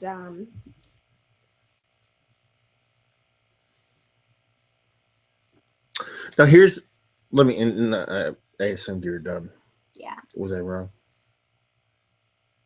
No, I don't know. Go ahead. Anyway, the question I had was, with your limited exposure to English barley wines, why did you brew so many? Why did you make? You know what I mean? I think it's the. I think it's like the age thing. It's like it's got that like the malt, more of a malt presence. Because you've made more barley wines than you have any other style, right? Yes. Yeah, by far. By like when you made your first barley wine, how much exposure did you have to actually drinking barley wines? Not much. Mostly American. That's what I mean. It's such an odd thing to be like. The first barley one that I made was the one where I split the batch and did the Maker's Mark. Yeah. And the Buffalo with the horrible crumbly wax. With the horrible crumbly wax. That was interesting. I forget Yeah. which one I liked more. It might have been the Maker's Mark. Oh yeah. Really? Because that was the batch that I didn't forget to put the priming sugar in, and I didn't pour 6 bottles back into the thing and fuck it up. So thing is, I like Buffalo Trace more than I like Maker's Mark, but I don't know. Then the next barley wine I did was just the straight up barley wine. I have to do that one again. Then I think I made another just straight up. And then I did another, I tweaked the recipe. I did one with coffee and oak chips. And then I did another with the, what's supposedly the Thomas Hardy yeast. Which is, that you lost half of. I did 2 full batches and lost 1 full batch. Sure. And the base you lost, which is what I was most interested in. So that's the next beer you should make, actually. Mm-hmm. Yeah. Before bee season. Yes, before bee season, actually. That's a really good point. But yeah, I mean, like in the grand scheme of things, English barley wines. Yeah, it's sorry. It No, is it's okay. really weird that like I had very limited exposure to barley wines, and I just kind of gravitated toward brewing them. It's weird. You would think like Weird is good though. yeah, weird is good. You would think like I would do Something you like, a and lot you're of more. fucking, like IPAs or something. Yeah, You know? weird is good. I seriously thought that you would make a ton of stouts. Well, You that made a was couple, because he had a bad experience, so he didn't want to Yeah. deal with it for a while. Yeah, I was a little gun shy with stouts. Because of that. Review. Review. Look at that fancy glass there. I know. I know. We're going to be doing another Weyerbacher beer. What's the age on this one? Do you know? Pre bottle dating. Pre-bottle dating. I would 2012 or is it 13? What was the year? probably. You're looking at 12 or 13 on it. Super subtle ring on it, so it has a little schmeg going on. So yeah, cracking this English barley wine. Nice sense on it. Let's see what we got going on here. This is Weyerbacher's Insanity.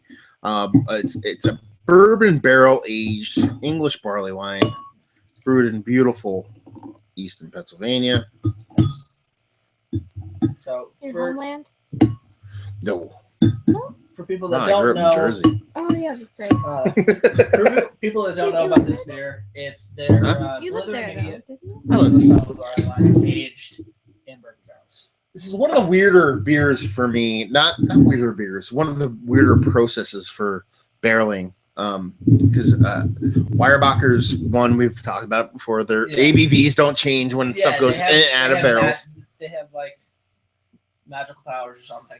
And you don't get a ton of barrel in this, and you never have. I mean, you get barrel, you get a nice mouthfeel, you get components of the bourbon barrel, but it doesn't seem huge. This, and I'd be curious to talk to them. I don't know how it works, or you get the job and I forget the inside scoop.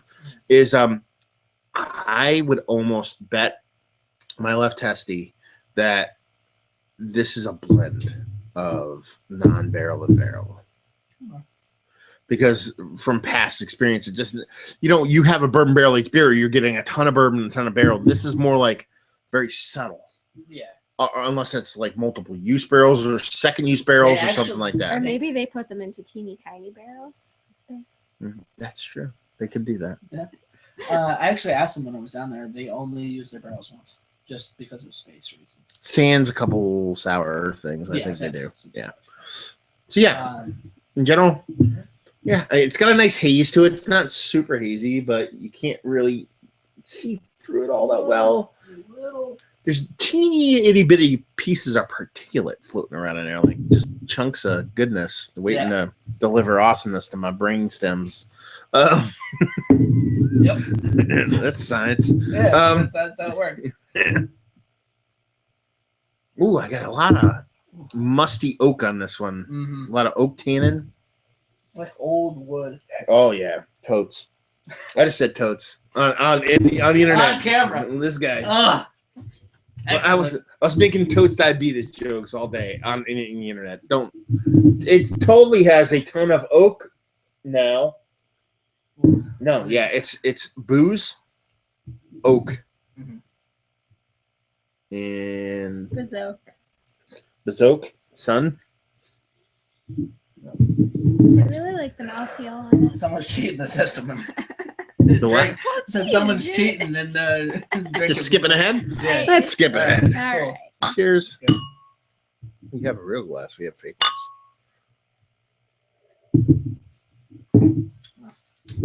Mouth feels real good. Mouth feels fantastic. Mhm. Still boozy, man. Like not super burny, but there was a little like, hey, buddy, on the back end there. There is. And that's what I mean. Like, is it a barley wine? Yes. Is it in a barrel? Yes. Is there bourbon in there? Yes. But it's in a such subdued level. Like, it's not like the bourbon's overt or the barrel is overt. I mean, it was bigger in the nose than it is in the mouth.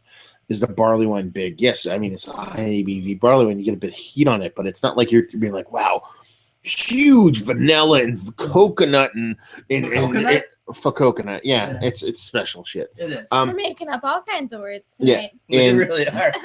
and you're not getting that explosiveness you typically get when you're dealing with it. But you have to understand, this is one of the more older school barrel aged beers, like a lot, especially in this area, before anybody was doing barreling.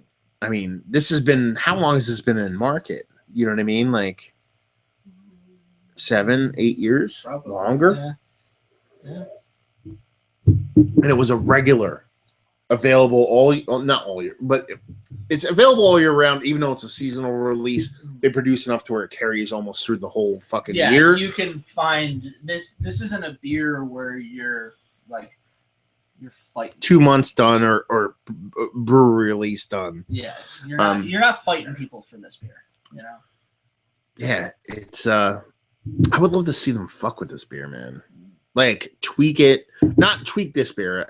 Like take this base and screw with it in some form or fashion. Yeah. You know what I mean? A different malt or add some kind of weird adjunct like coconut or something else, or for coconut. I don't know. Yeah, Either one. I'm that's kind of special. torn at this point, but I mean, like, just screw with it in some form or fashion because I think it's awesome in a way that is uniform. It's safe. Mhm. Does that make any sense? I can see that.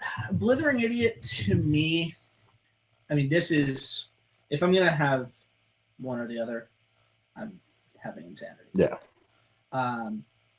Both fresh have a sort of banana smell to them, which I think is a yeast character.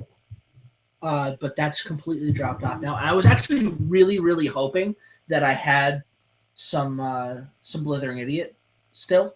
Okay. I was looking in my cellar where they should have been, and they weren't there. It's like all fucking old heathens and then Insanities, you know. But like I said, I think they have almost a banana characteristic to them, and we all know how I feel about banana flavor. But in this, it works for you. Yeah, in this it works a little bit more because there's, I think, more going on. But with this now and just how it aged, I have enough to let it sit for fucking 5 years. 19 years. 20 years. No, it's. Start drinking them a little bit more. I think this is. I probably would let it go for. It's not gaining anymore. No. I don't think it's going to drop off anytime. No, soon. I don't think it's gonna go like super weird and like turn into something bad. So But what? I don't think it's gonna go. I don't think it's going up anymore. I think it's gonna kind of like level off. So what Joe's saying is, sometime over the next couple weeks, he's going to go to his local Mix of Six section, or he's going to go buy a brand new fucking Insanity and do a little written up side by side on it, because that's what I think you should do. Probably. Yeah. Yeah, just to see, because I know it's different, Mhm. but I would like to see in written word how it is different. Or Amanda, either one. Actually, you know what would be even better? If you both did it. Yeah. But then send me the files and I'll upload them without you knowing what each other told each other. Okay. Do like a Hey. versus column. Yeah. There we go. Like what do Do you know what I mean? Like- Yeah. That'd be Like, interesting. yeah, and then like Joe versus Amanda, like, Mhm. you know what I mean? Neither would be wrong or right Yeah. because it's own personal palate, but just not knowing what each other did, so there's no influence. I There we have go. I a like that. weird comparison for this, but again, I don't know if it's just me being a mutant again or not. I don't. You're not wrong. I know, but okay. You know how your parents sometimes like having that bread pudding with the raisins in it? Sure. Never mind. Did you ever have bread pudding with raisins in it? Nope. Never mind. Keep going on your comparison. All right. So, internet, if you have any comments or suggestions about bread pudding with raisins, please. No. Please Hey. send them to Amanda. I feel like a lot of times I compare beer to foods that I tried. That's fine. And I think the mouthfeel and the raisin flavor that I'm getting, but there's also like a little bit of a creaminess that reminds me of bread pudding with raisins in it. So, there you go. I get what you're talking about. This reminds me of. What does this remind me of? An overly sweetened hot tea with like lemon and like sweetness. It's like honey and lemon in a hot tea, but then there's like maybe you threw like a cinnamon stick, but not necessarily a cinnamon stick. Something not as impactful as cinnamon, like a allspice or something in a hot tea. That's kind of the vibe I'm getting off of this. Maybe like and one of if those, it cold, if you chilled it and then drank it, you know what I mean? Almost like a like a cinnamon flavored tea like that a is tough guy's winter warmer. You know what I mean? You know how they have all those like flavored teas around the holidays and. Yeah, but it's not so much a flavored tea; it's just a base tea, like a hot toddy style, to where like you hit me just my favorite. I just like regular old school English tea. I like the mixture of black and orange pekoe. That's pretty much generic English tea. If you just threw some kind of spices in there, you threw some allspice in there, and then like a cinnamon stick, but the weakest cinnamon stick you possibly imagine in your life, like. You know, you have that glass and a cinnamon stick sticking out of it, and you're drinking it. But the cinnamon stick's like the bunk one that was like shitty, but it still has a subtle or super subtle cinnamon to it. You know how cinnamon's like has like the cinnamon flavor, but then it has that kind of like dry, burny spiciness. Like if you do a cinnamon challenge, you fucking die. Yeah. Like that kind of vibe. That's what I get from this. Is almost like that's the oak tannins. I think making it like. The way dry hops work is like oak tannin is like palate smacking dryness. Yeah, I think it's the tannin mixed with. I think the beer itself is also a little dry. So I think those two mixing and just kind of exploding into an overtly dry kind of beer, you know? Yeah. Oh my god. I was looking for a comment, but can we actually get comments on there? Yeah, comments every now and then. And people who know what they're doing, like fucking Lee Russell commenting, he's like, "Those aren't raisins." He was making. I think it was more of a "those aren't raisins." That's a space station kind of comment. I don't know. Anyway, yeah, no, it's one of the better.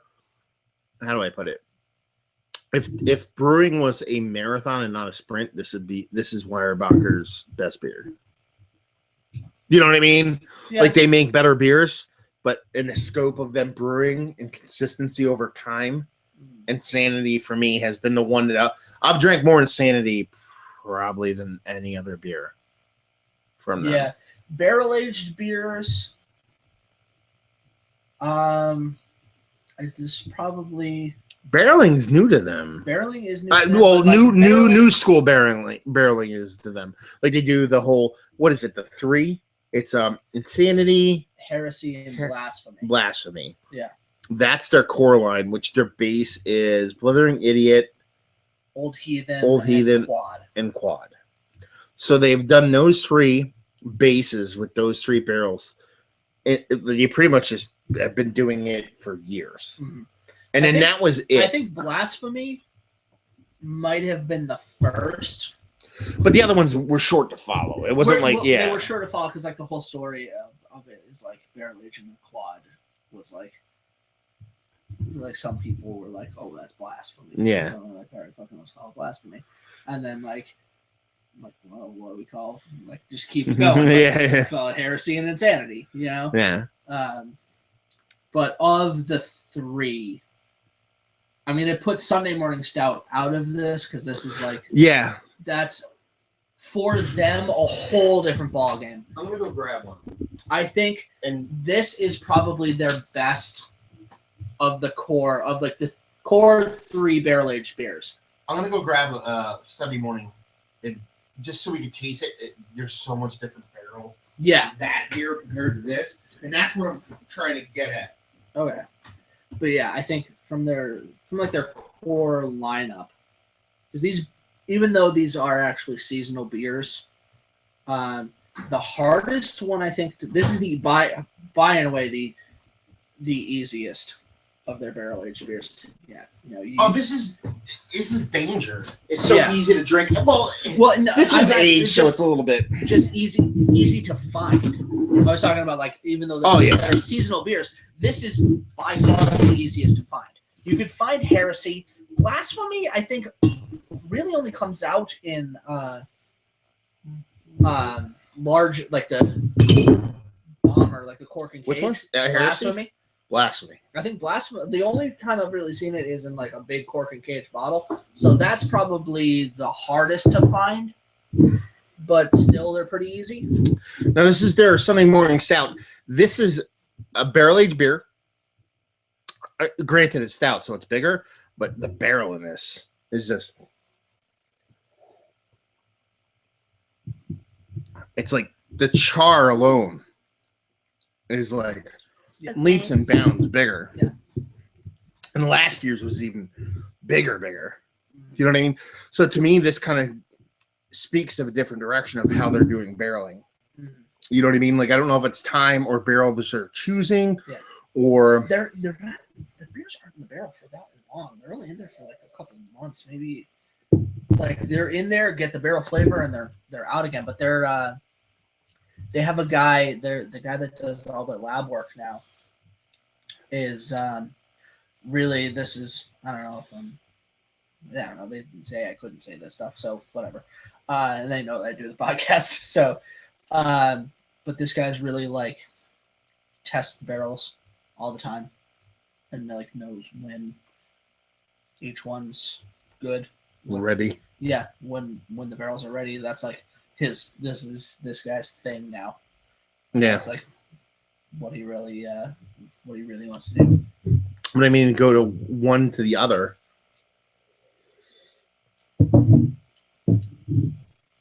It's like even with age, it's like all just fresh oak, old oak. But that's the most impactful part of that insanity. But at the same time, it's the most impactful because I think a lot of the other flavor profiles are smaller. Yeah. This is a thicker, denser. You can almost see it. Almost looks like oil slick if you look at it. It almost has that kind of rainbowy thing going on, where there's a lot going on. And the char is the star to show. You didn't get a ton of char out of it when we reviewed it. For me, it's all about the char with this. I get like way more coffee rules. Yeah, I'm more on your side, honestly. Yeah. I think coffee, but overly roasted coffee and char are like evil twin brothers that fucking dance together. You know what I mean? You can get fucking char from overly roasted coffee. Yeah. You can get barrel char from, you know what I mean, from each one. So, but that's what I mean. I think the barrel in last year's barrel is way bigger in this beer. But even this beer is so much bigger than what this is. I think that's why you separate it. This is just a different thing. Mm-hmm. Because I wish we did Heresy, because this next to that would be fucking night and fucking day. I have a Heresy, so we should. No, do you know what I mean? Like, because just the barreling, and they're both barrel-aged stouts. You know what I mean? Like, but they're night and day when it comes to. Well, I think that may also go to the base stout. The base stout of Heresy is Old Heathen. Yeah. And the stout for this was Tiny, which I'm pretty sure is already a higher ABV stout. Yeah. Not by much, you know. Well, it's also like 8%. It's Tiny. That what I heard or read, it's Tiny, but with American yeast, not English. Because Tiny is like a Belgian stout. So, yeah. No, it's a fun beer. Let's put it that way. I mean, both are fun beer, but like I said, I put this into almost within their range of beers. Sunday Morning Stout is a class of its own, outside of its outside of their normal barrel, Program. barrel program. While this, to me, is the best out of their like Core line barrels. Well, and I don't want to say core line barrels. I don't want to say core line. I mean, their core line is great. Like, I mean, their smaller beers are fantastic. Yeah. I've always loved Mary Monk's. Mm-hmm. You know what I mean? Like, I've loved just turned into a Weyerbacher show. Yeah. Like I said in the beginning, Weyerbacher. Do you have a super old Mary Monk's? Yes. How old? It's old label. Yeah. Well, do a side by side. Yes. I told them that I have one too. What do you say? He's like, "Oh, that's pretty." I'm like, "Yeah, I got an old label." He's like, "All right, so you're probably looking like good 3-4 years on that." He's like, "And that's a good one to age too." He's like, "There's not a whole lot of oxygen pickup in there." Cork and cage. Cork and cage, yeah. Nice. So what else do you have to add to the whole barley wine discussion? The whole barley wine discussion. Because we talked for 40 minutes to start this thing and we didn't talk about beer, so we're pretty much off the rails since the fucking get-go. Yes. So do you have anything constructive to add to it? Constructive? I think, or not constructive. I don't give a fuck at this point. Yeah, I mean, really, let's be honest. Personally, she's my friend. Like I've always how I've kind of leaned. I would prefer, at least in my own brewing, to do English style barley wines. But I'm coming around to American. I have a gnarly wine that I want to age for a little while. I have a bunch of Bigfoots. I have an oak smoked Old Guardian. That should be pretty interesting. I actually have a video going up of an 09 gnarly wine versus a brand new one. Nice. So I have that one going up. But here's the thing, like, where do you think barley wines, regardless of style, American, English, whatever, where do you think they lie? Like, because a lot of times you have beer progression. You have people that are into pilsners and they get into pale ales and IPAs and double IPAs and triple IPAs. Is it a natural progression to go to this? Is it an ABV thing, or do you think it's just a straight up, or it's a flavor thing? You know what I mean? Like, where do you go? Is it like, oh, I like brown ales. Oh no, I like fucking double box. I like fucking Belgian darks. Now I like fucking old ales. Now I like barley wines. You know what I mean? Is it as simple as that, or is it? I don't know. I think. Are you saying like, what's the gateway drug to barley wine? Not necessarily. Yes and no. It's like, is that it? Is that, because that's not, it can't be it, because otherwise people just stop drinking beer and be like, I finished the last level. It's like Dark Souls. Well, I finished the last level. Let me go back to some other place. You know what I mean? Heroin. Honestly, like, you never finished Dark Souls. I chug Utopias. I think everybody starts at a different spot though. Like somebody might start with barley wine maybe, or I don't know. I mean,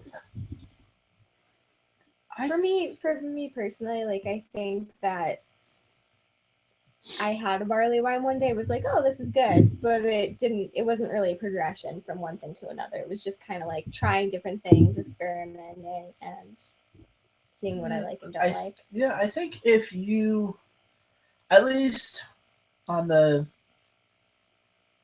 toward American style barley wine, if you I think you could kind of go through the hoppy beer door and then find American barley wines, and then realize that there's almost two, like, this is the style, I think, that almost has such a hard line to it.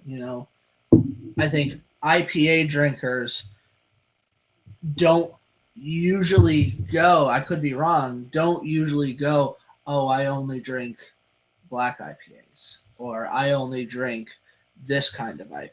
You know, like I could man, be there's like some douche-tastic people there out are there. some dude like I'm not talking about like there's people like that all over, but I feel like this is the style that's like you're almost on one side or the other, with exceptions. Yeah. But like I think this has such a almost like a very clear, Very fast. very, very well known divide. You know, like if that makes any sense. I'm trying to. Yeah, they're totally two separate sides of the spectrum. I don't know if it's just beer is cyclical. Yeah. And that like typically when you're talking about beer, what I've noticed, I haven't reached that point because I'm still at the fucking apex of fucking whatever. Mm-hmm. And I don't mean apex in what I do. I mean as far as fucking the beers I drink. That'll make sense in a second without me sounding like an asshole. Typically, what I garner a lot of times from brewers is it's like, you know, people get into beer, and this is a brewer's life cycle. Mm-hmm. You know, get into, you know, whatever, how they get into beer, which is whatever it is, pales, wheats, whatever, Belgian pales, whatever. Ramp it up, you know, APA, IPA, double IPA, whatever. And then, you know, stout, IPA, whatever. And then they come back down. And typically when a brewer gets in their stride, they're like, yeah, I just drink fucking Kolsch's all day long. You know what I mean? And then it's just like, that's what I drink now because I drink all the time. And that's, I have this subtle nuance palate, which I barf over sometimes. I don't know if there's a cyclicalness with that. Like, it's like either end of the spectrum. Like I'm into American pale ales, IPAs, double IPAs, triple IPAs, American barley wines, English barley wines, robust brown ales, ESB. You know what I mean? Yeah. Like running the spectrum around that way. Again, it's all taste. I'm overanalyzing it for the sake of just conversation. But yeah, I don't know if there's like everybody wants flavor. They do, and I think it's almost like someone at some point says, "Here, try this beer." Yeah. And then you either go, I don't really like that, or that's really good. I need to find more of these things. You know? It's not like IPAs are definitely acquired taste. Because not a lot of people. Beer in general is acquired. Beer taste. in general No one, acquired taste. And when you're like me and you're 3 years old and you grab your first beer and you chug it through a funnel with your grandmother, you don't go, "Wow, man, this is great." Grandma, that was. You're great. like, "Okay, that was disgusting," and then over time you just figure it out. So. But I think. All right, I lost where I was going with all this. Make it up. All right, cool. Trying. I don't know. You know, I thought about it a little bit. Okay. And I don't know if you guys said this or not, but I I feel like when I first started with beer, I liked stouts and porters the most, and I feel like that was almost a good progression. Okay. Into barley wines. Yeah. So Amanda was saying how when she started into beer, she very much liked stouts and porters, and that was a good progression for her into barley wines, liking those styles of beers and then going into that. I think some of the flavors were a little similar for me. So. A little higher math here. Well, I think we're getting towards the end because I don't think we have much else to talk about. Not much. And before we end this one, I wanted to, because I'm curious about this. Okay, I posted a review of this beer a long time ago. It is Dogfish Head's Higher Math, their 20th anniversary beer. I really enjoyed it. Okay, I really enjoyed it. I thought it was a really cool fucking beer. I've had it a couple times. Stuck with it. Who knows what's going to happen this time? But there's some other people out there who hate it, and it's very polarizing beer. Yeah, it is. There's people who I agree with their palates. I want to punch myself in my fucking face for just even saying that phrase, but it's the best way I can describe it. People's palates who I agree with or I trust, whatever the fuck that means, hate it. Are similar Hate it. too. Fucking hate it. but I fucking like it, and there's a bunch of people whose pals I trust like it. So these two have not had it. No. I figured break it out. Why not torture them? Get a no. I think it's fucking. Oh, that's the thing. I think it's a fucking I'm great kidding. fucking beer in a super fun way. I don't want to influence anybody on it, so I'm not going to talk about what I thought about the beer. I'm just going to be like, okay, you guys. I already know what someone else thought about the beer, but that's Well, whatever. We went into that early. Yeah. So we'll see. End this with a impromptu because this is pretty much, I guess you would say, a barley wine. I mean, you don't classify it, but you're talking about it's only 17% alcohol. So only. So it's a session beer first. Yeah. I'm really curious about what Amanda thinks of it. Really? I'm curious what you think, but in general, More so about it. see what you guys have to say. I'm not going to say shit about it, so knock yourself out. What do you got?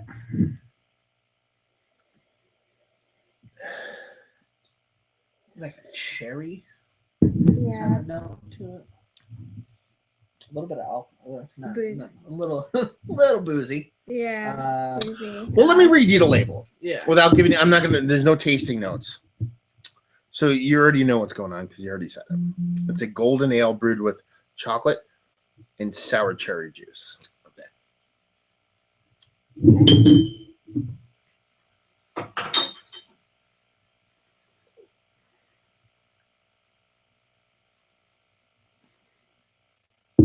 All right, that is like super concentrated cherry. That's almost like drinking the cherry juice out of those little cherry juice jars. I would agree. Very concentrated cherry. Heat is not as like For high. 17%. Yeah, for Yeah. 70%. It's not as high as I was expecting it to be. Kind of ends on a weird note. It's like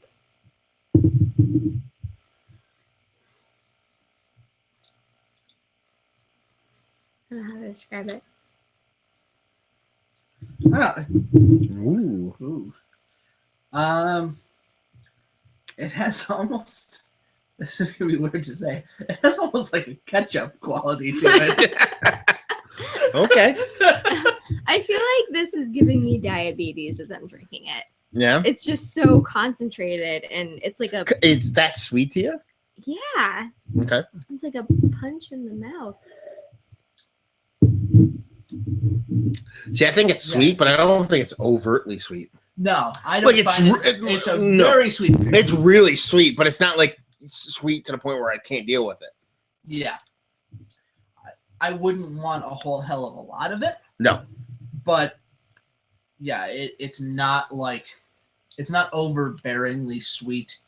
Like I said, I get an odd like ketchup kind of flavor. This is the vibe I got from it. And then you guys have talked about it. And I'll talk about it. The way I described it was it tasted like someone made like a cherry jam filled cake, but overcooked the outside of the cake to where the cake was like brittly and powdery.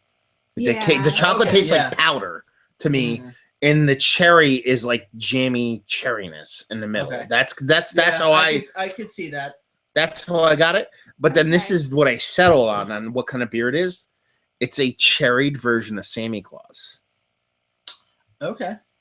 Yeah. That's kind of like I got a Santa Claus vibe from it. A bigger one, obviously, because it's a bigger beer. But so, how bad is it? It's not bad. No, I like it. it's a weird beer. It's a real Dogfish weird Head. beer. It's Dogfish Head. Yeah, You know what I mean?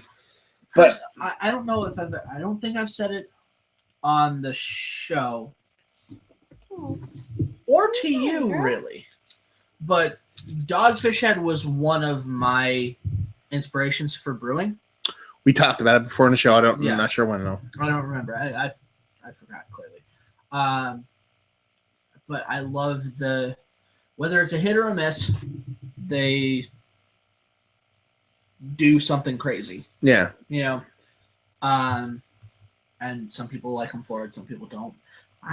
I like him. I kind of like him for it. Whether if I have the beer or not, I'm like, cool, good for you. You did something. You did something unusual. This is not the worst beer ever. It's like a German chocolate. No, I thought it was fun. Cake. Black forest cake, yeah. but the layers of cake are like this big, and the layers of cherry are like this big. Yeah. I thought it was fun. Hold on here. I'm trying to set something up.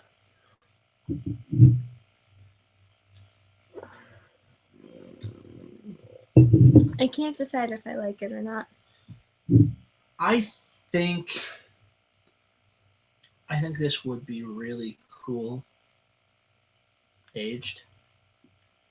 Well, let's do this. I'm trying to set something up here to hoist myself in my own petard. Oh, I don't know where Okay. you're going.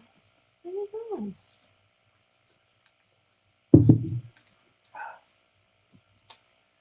Okay. Let's do this. Whether you believe me or not, I do not give two flying fucks. Where the fuck is my picture? Oh, there it is.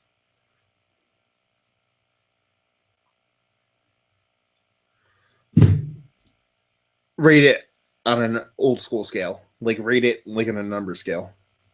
Or a letter scale. Letter scale. Letter scale. Like a number, like, you know what I mean? Back in the day, like, Back you in want to the rate day, it like A, B, C, D, F, G, 70, 80, 90, yes. 100.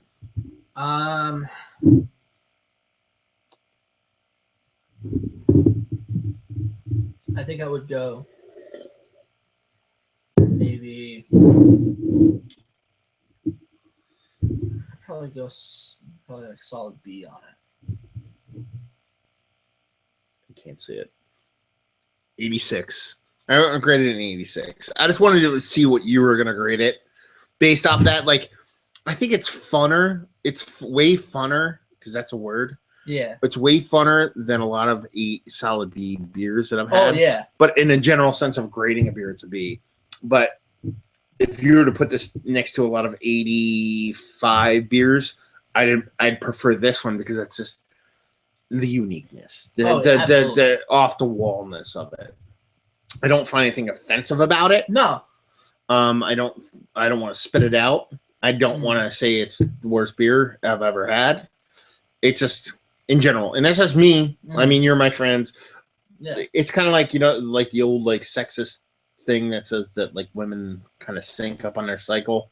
You know, we drink a lot of beer together, so our palates probably sync up. We're a bit. pretty. Yeah, I think we're not too far. So off. it's not like I'm doing like a thing. I could pick a worse person to fucking do this with than you.